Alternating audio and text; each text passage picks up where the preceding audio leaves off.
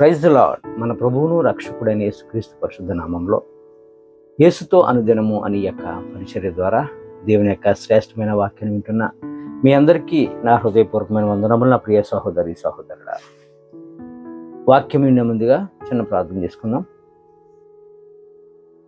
యెషయా గ్రంథము 55వ అధ్యాయం 8వ వచనంలో ప్రభు మనతో మాట్లాడుతున్న మాట ఏంటంటే, నా తలంపులు మీ తలంపులు వంటివి కావు, మీ త్రోవలు నా త్రోవలు వంటివి కావని ప్రభు ఈరోజు మాట్లాడుతున్నారు. నిజమే కదండి.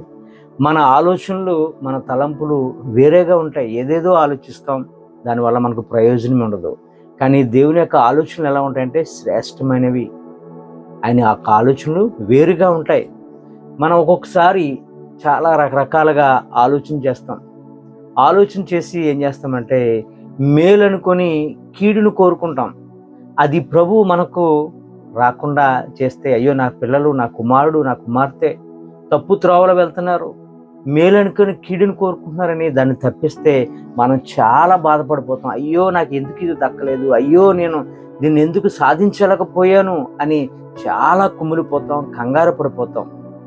యేసయ్య మన ధైర్యపరిచే మాట ఈరోజు ఏంటంటే, ప్రభు ఈరోజు మనకి ఇస్తున్నటువంటి మాట ఏంటంటే, మత్తయి సువార్త 10వ అధ్యాయం 30వ వచనంలో అంటాడు, మీ తల వెంట్రుకలన్నీ లెక్కింపబడి ఉన్నాయని. మన తల వెంట్రుకలు మనం లెక్కించుకోగలమండి? నెవర్. మన వల్ల కాదు. ఏది జరిగినా సమస్తము యేసయ్యకి తెలుసు. మన యొక్క ఉద్దేశాలు, మన యొక్క నడవడిక, మన పరిస్థితి సమస్తం కూడా ప్రభుకి అన్నీ కూడా తెలుసు. నా ప్రియ సహోదరి సహోదరుడా, మన తలంట్రుకలే మనం లెక్కించుకోలేనప్పుడు మనం రాబోదాన్ని మనం ఎలా గమనించగలం, ఏం చేయగలం? ప్రభు మీద ఆధారపడితే సమస్తమును కూడా సాధ్యపరచువాడు మన దేవుడు. కనుక ఏది జరగాలన్నా, ఏది ఆగాలన్నా ప్రతి దానికి ఒక సమయం అంటూ ఉన్నదని ప్రభు మనతో మాట్లాడుతున్నారు. మనం ఏం చేస్తామంటే మన టైం ఫ్రేమ్లోకి ప్రభుని లాగుతాం. అది కాదు మనం చేయవలసింది. ప్రభు యొక్క టైం ఫ్రేమ్లోనికి మనం ఎప్పుడైతే వెళ్తున్నామో అది సక్సెస్ని చూస్తాం. నా ప్రియ సహోదరి సహోదరుడా, ప్రసంగి భక్తుడు అంటున్నాడు ఈరోజు మనందరితో 3వ అధ్యాయము 1వ వచనం నుంచి 8వ వచనం వరకు చదవండి. ప్రతి దానికి సమయం కలదు. ఆకాశం క్రింద ప్రతి ప్రయత్నమునకు సమయం కలదు. అది ఏడవాలన్నా, నవ్వాలన్నా, పుట్టాలన్నా, చావాలన్నా దేనికైనా సమయం ఉంది. చదవండి, అక్కడ వాక్యం ఉంది. ప్రతి దానికి ఒక సమయం అంటుంది. నా ప్రియ సహోదరి సహోదరుడా, మనం కంగారు పడి మనం ఏమి చేయలేం. చాలామంది కంగారు పడి ఏమంటున్నారు, ఏం చేస్తారంటే, అయ్యో నా ఏజ్ బారైపోతుంది, అయ్యో నా కుమారుడికి, నా కుమార్తెకి ఏజ్ అయిపోతుంది, పెళ్లి చేయలేకపోతున్నాను, మ్యారేజ్ చేయలేకపోతున్నాను, ఏంటి, అయ్యో నాకు ఉద్యోగం రావట్లేదు, ఎంత ప్రయత్నం చేస్తున్నాను కానీ నా ప్రయత్నాలు సక్సెస్ కావట్లేదని మనం కుమిలిపోతూ ఉంటాం, నిరుత్సాహపడుతూ ఉంటాం. ప్రతి దానికి ఒక సమయం ఉంది. నా ప్రియ సహోదరి సహోదరుడా, వారిని వీరిని చూసుకొని నువ్వు బేరీజు వేసుకోవద్దు. తగిన సమయంలో దేవుడు నీకు సహాయం చేస్తాడు. అంతవరకు కూడా నీ ప్రయత్నాన్ని ఆపొద్దు.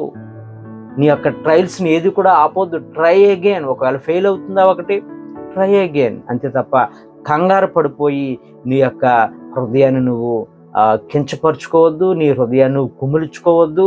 ధైర్యంగా ప్రభుని చూడు. ఆయన యొక్క బలిష్టమైన చేతుల కింద దీన మనసుకల ఎదురు చూడు తప్ప మన వల్ల ఏమీ కాదు. దీన మనసుతో చూస్తే ఆయన కరుణించు దేవుడు, కరుణగల దేవుడు మన పట్ల కృప చూపుతాడు. నీకు నాకు ఏది ఎప్పుడు ఎలా ఇవ్వాలో ఆయనకి సమస్తము తెలుసు. నా ప్రియ సహోదరి సహోదరుడా, దేనికి కంగారు పడొద్దు.